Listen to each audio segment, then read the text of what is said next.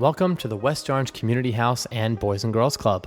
This is the new staff and the annual orientation in a new platform provided for you online to be accessed at any time. So we're going to go ahead and get started. Let's talk about our professional expectations of you. We do expect that you dress appropriately. And I'm sure you can figure out what not to wear, but let me just go over a quick list of some things that we wouldn't want seen in the program.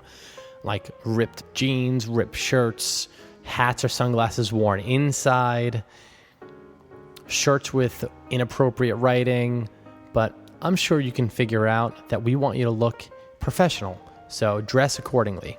I would suggest that you dress comfortably though, as you are going to be working with the kids during their sports activities or arts and crafts activities, and you're going to be moving around a lot.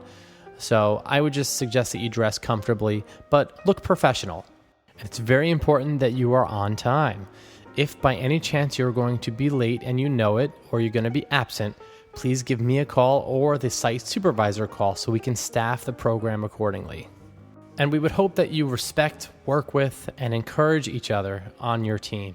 You guys are going to be with each other about 180 days or less during the year, and this honestly becomes like a second family. And we hope that you welcome each other's constructive criticism, feedback, brainstorm together, just come up with creative ideas together, but work well together and respect each other. It would also be a great idea to respect our members and kindly greet parents and visitors that you may encounter coming into our program. And finally, take initiative to help keep our program clean and organized. If you see that something has to get done and no one is doing it, don't wait for someone else to do it. Go ahead and do it. If you're not sure what has to get done, talk to the other staff members or talk to the site supervisor to make sure that our program stays clean and organized. The next topic we're going to cover are the supervision expectations. Stay with your group at all times. Be actively involved with your group and be creative with activities. It's a good idea to understand the medical conditions of the members in your group. For instance, if they have any allergies. Your cell phones are not to be used for personal uses.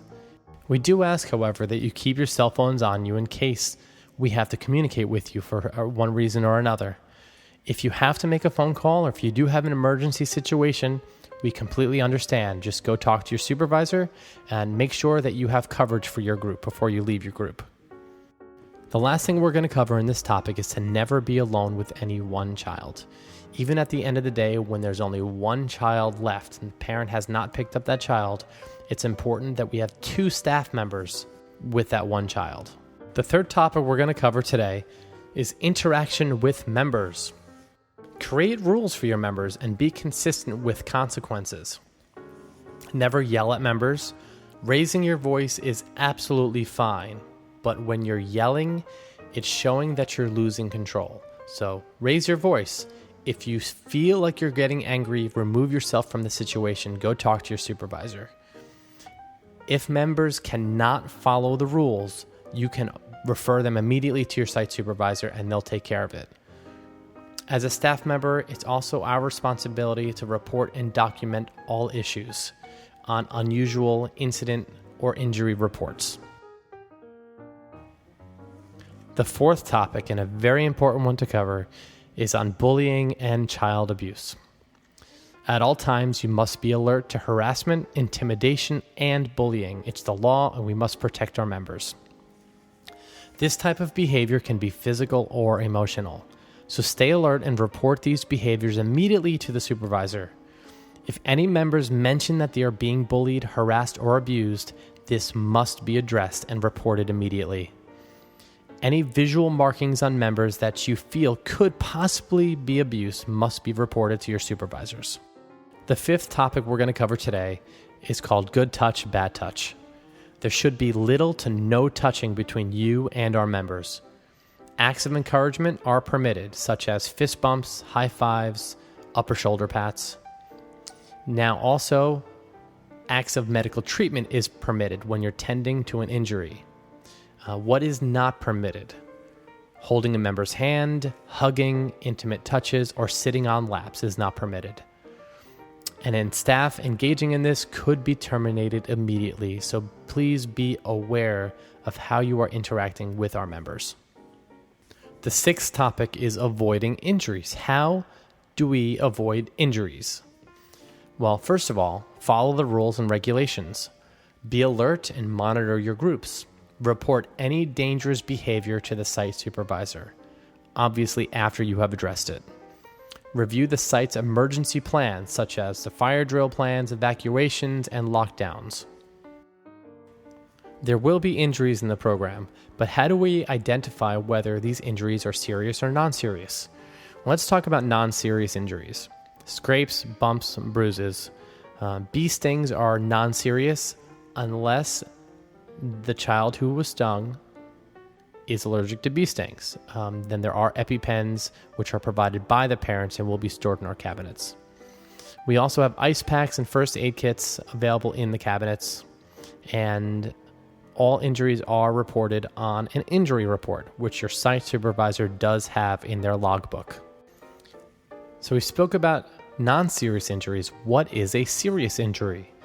Well, if it looks bad, it probably is. Contact the site supervisor immediately. The counselor should stay with the injured. If the site supervisor deems it necessary, they will call 911. And last but not least in this training, the medical emergency plan. Assess the situation. Is it truly an emergency? Is the victim breathing, conscious, bleeding severely, moving, in severe pain? If it's assessed as severe, you're going to need to take control as the counselor or the site supervisor. Provide reassurance to the victim. Direct other children in the group to sit and wait in a specified location away from the victim. Get them away from the victim. And send another counselor or adult to call 911. If the situation requires more extensive treatment, perform only the steps or procedures that you have been trained in. Do not try to administer CPR if you've never been trained in it. Report all injuries to the site supervisor, and once again, all accidents or injuries need to be reported on one of those reports. The parents need to be informed, and the parents will also acknowledge the injury by signing the injury accident report. I hope this training and orientation was helpful. We will have more training and professional development available in the same format coming up shortly. Unfortunately, it will be me doing a lot of the talking once again. But if you have any questions at all, please feel free to contact me. Call my cell phone, which I will give you in person, or you can email me directly. Email us if you have any questions at bgcwestorange@gmail.com. It's BGC, Boys Girls Club, West Orange, all spelled out, @gmail.com. And once again, I want to make sure that we are providing you with all the information that you need to become the best you can be here working with us at the West Orange Community House and Boys and Girls Club. Take care.